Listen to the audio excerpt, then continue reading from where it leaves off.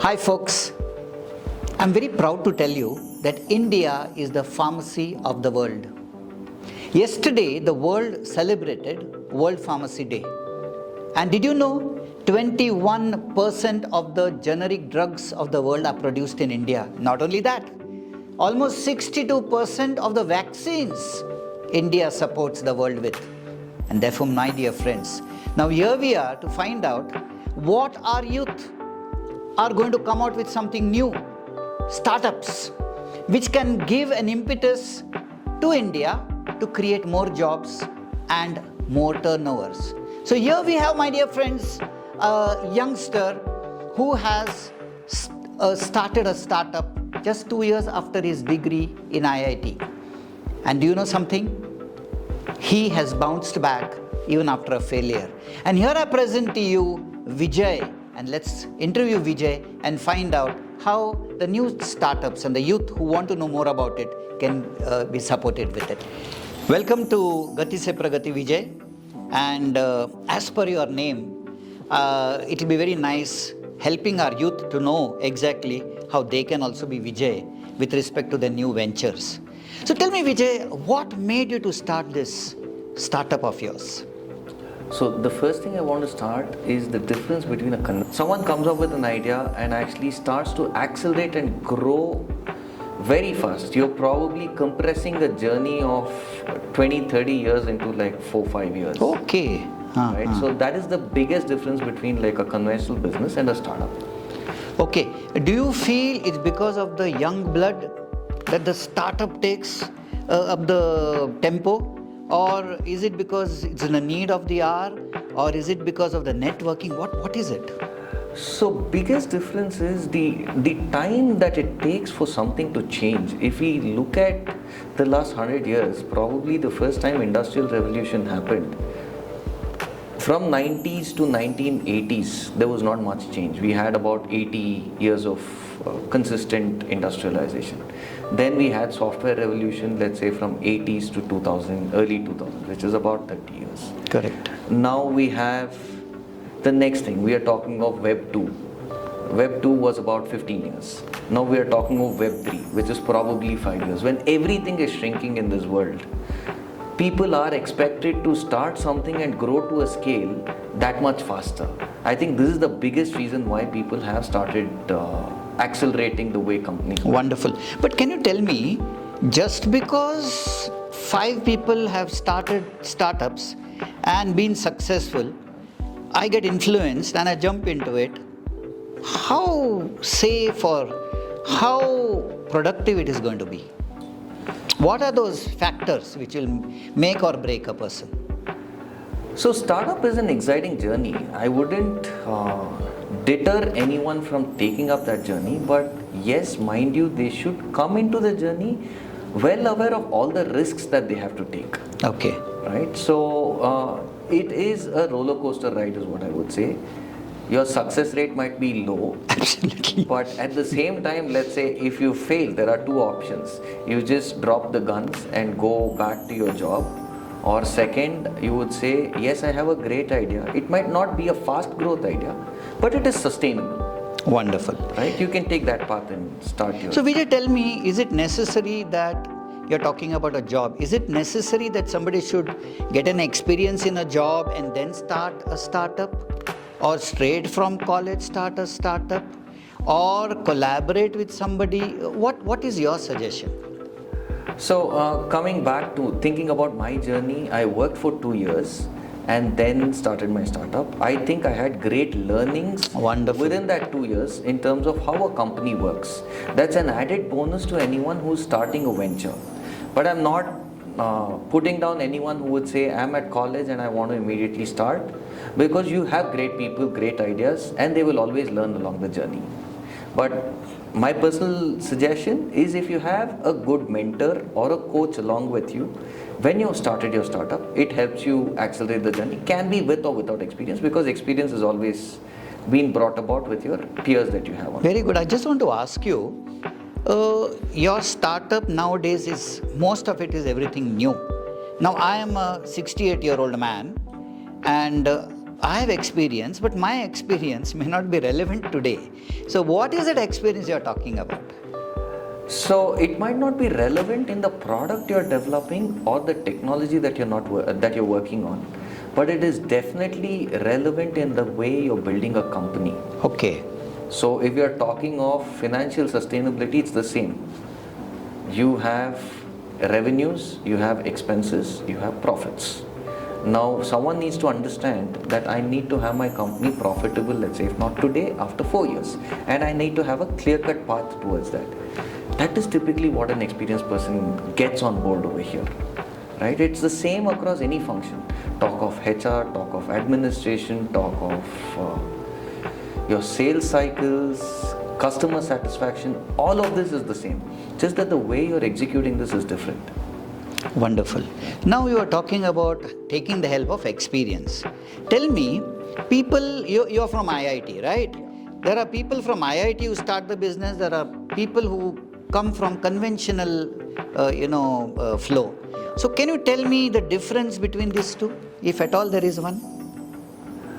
Yes, there is definitely a difference. If you're talking of tier 1 institutes, can be IITs, IIMs, or even let's say RECs, right? They have a good backing in terms of their network that they bring along, the support system that they have, versus someone who doesn't have that exposure. So the journey is a little easier for them.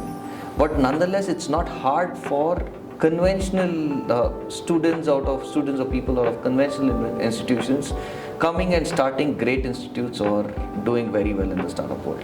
I would not discourage any of them, because it's just that the difference is anyone who's gone to tier 1 institute has actually proved himself once. Wonderful. Which is what gives the confidence to anyone talking to that person. So I would say someone who's not come from the tier 1 institute just needs to prove himself once for others to get the confidence. That's wonderful. Can you tell me, you're talking about tier 1 institutes, what made some people, let's take the Ambani group. Dhirubhai Ambani was a 9th standard fail.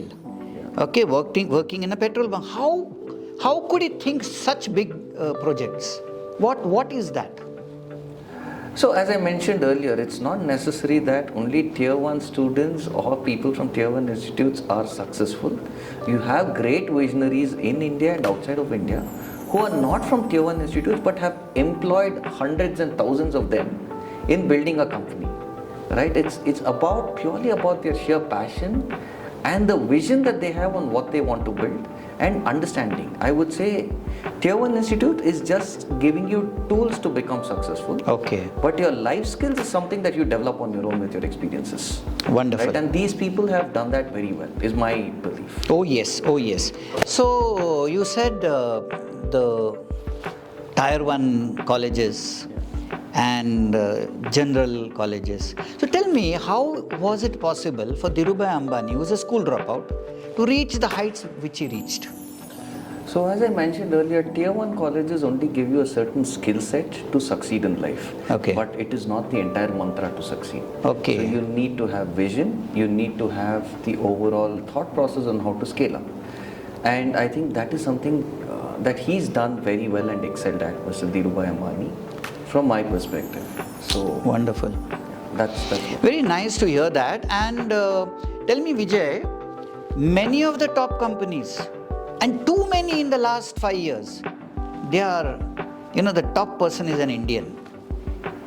What do you think all of a sudden in the last 5-10 years, what is this magic happening?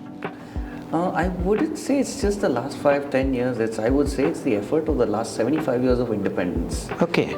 So you had good institutes being set up. You had people emigrating out of India and proving themselves. That was one class of people. They set up the foundation for us. And then let's say after 80s and 90s, you had people actually going and taking up important posts and growing within the companies. Okay. So also the Indian culture and the way we are brought up always puts us as fighters, and we grow with a very difficult environment. Very right? true. So with this kind of exposure, I think we can do well anywhere in the world, especially let's say in Europe or US. They have progressed from being a developed economy into something where they'll be a lot more relaxed. So that's the shift, right? You're competing against a set of folks who are relaxed, and you have people who have grown up as fighters. Absolutely. So they will easily rise up the ranks. Okay. And that is my perspective on why you've seen this shift. It's not something which is all of a sudden, but I personally believe it's very nice, very nice. It's a great eye-opener. So now tell me, you told, okay, we went through tough times and therefore we are able to face tough things. Now if our institutes have to promote and boost startups, what do you think our institute should be doing? So number one, the institutes, I think most institutes today are doing the right things. They have an entrepreneurship cell. They give the kind of coaching and exposure that a student wants to know what it takes for a startup journey. Alongside, we have the government of India also coming up with great schemes, and state governments coming up with great schemes in terms of financial support and in terms of mentorship for people who want to be in the space. I think we are moving towards the right direction. Just to quote, we were at number 146 in terms of ease of doing business. We have come in 2014. We are at 63 today. That's a phenomenal improvement. Definitely. And from 146 to 63 is a big jump. Yeah. So we are moving in the right direction, and people who really want to get into startups or get into entrepreneurship should get connected to the ecosystem through their colleges or outside, and that will help them succeed faster. Okay. I'm hearing a lot about this incubation. Is that what you're talking about, it happening in the schools and colleges? In colleges? That's true. Incubation is something where people are brought into the system, and they are taught the necessary skill sets on how to succeed. Right. So that's one part of it, which is incubation. Then we have the second, which is an acceleration. Acceleration happens when someone already knows how to succeed, but he's still struggling a little bit to actually move to the next step. So someone gets there and gives you that adrenaline shot to accelerate faster. It can be in terms of money, can be in terms of, let's say, connects, can be in terms of mentorship, whatever. So the ecosystem has developed greatly, and it's moved leaps and bounds since 2005 to 2010, from when I started to where we are today. I think the opportunity is fabulous for people to actually get into. Wonderful. So now with all this, Vijay, would it be good enough for you to tell what were the easy things, what were the challenging things, and how were you able to leap over the challenges? Because let's give some, tips for our listeners. So I'll put it very shortly. When I started my first venture, it's into LED lighting. So we develop products, manufacture that. When I went to people for investments, they asked me one thing: "Hey Vijay, what are you doing? You're doing dhanda," which means it's a product, you're trading on it. Now it was very hard for me to raise investments on that. Didn't mean that I shut shop. I bootstrapped that as a business, not as a startup. Right now, it's a financially independent company. Where we are able to sustain without too much of problems. Now, with onset of, let's say, Ola, Bhavish Agarwal, I would say, proved himself with scaling up Ola. He went to the investors and told, "I'm going to build a product," which is the dhanda part of it, right? He told, "I'm going to build electric two-wheelers." So the moment people started funding electric two-wheelers, today you find a lot of investments going into the manufacturing space, which never happened back in 2010. So it is that one single event which determines how an industry is being pushed forward. And I think that was a changing factor for manufacturing. For me, the difficulty being in manufacturing space was not getting investments. But right now I think it is there. So it's all a time. You need to be in the right place at the right time to make it big. Wonderful. Now tell me, you have funds, being in the right place, right contacts. If I ask you, how will you classify them? What you should do first, what you should do next, what you should do third? How will you go about it? So the first thing, before you have contacts or funds, they will all fall in place if you have the right problem that you're solving with the right solution. Wonderful. That is very important. You might have a solution, you might think it is great, but does your user think it is user friendly? Do you think they will adopt it? That is important. So developing your first proof of concept and getting your first customer to use your product and tell and that talk about it. Talk about it Wonderful. and say that it's useful for me is important. Then comes everything else in place. Wonderful. Okay. So very nice of you. Can you tell me one challenge which was very, very tough and you almost, I don't know whether it really happened, you thought of giving it up but then you said, no, I'm going to push myself, breakthrough rather than break down. Can you give one example so that it will motivate our listeners? Oh yes. So coming back to when I started in 2010, I started with 5 lakhs, which was not even 5 lakhs, 2 lakhs, which was my savings from my job. Now, I go to investors, they say you're in a product space, sorry, we can't invest. I go to a bank, they say you do not have 3 years of balance sheet. I asked them, boss, I'm starting right now. How do I have 3 years of balance sheet for you to give me a loan? Sorry, I can't give you. They ask me, do you have an asset? I tell them that I'm 21 years old. How do you expect me to? I don't come with family wealth to say I'm pledging this property to get a loan for my business. Right? This was one of the hardest times where I had to bootstrap, I had to strategize and optimize every single thing. I have probably donned all the hats, right from probably cleaning my office to sales, product development, everything to get my company going. For the first 2 years, we were just 3 of us in the company, and we did good turnovers. Like you need to be prepared to do everything when you're actually starting something, because it's like a baby, right? A mother is ready to clean the potty of a baby. Absolutely. Ready to leave everything else, leave her sleep, leave everything to actually help ensure that the baby is growing up well. So that's what you're doing with a company. So you never give up on your company till you're very sure that yes, there is no future ahead, right? You always have a solution to a problem, and that's what gets me going. Wonderful. So in short, you're telling, many times I hear people, hey, work with passion. No.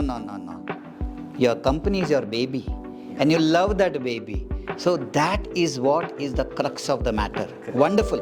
So my dear friends, please understand, what a wonderful learning from Vijay. Vijay name itself means, Jai Karna. So please realize, my dear friends, Vijay has given us a lot of tips, and I am sure that you are going to use every possible tip given by him. And the number one tip in the end, treat your startup like your own baby.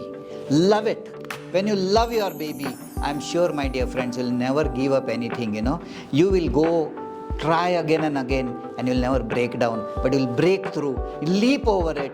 And my dear friends, that is how we not only start up, but end up with a successful balance sheet.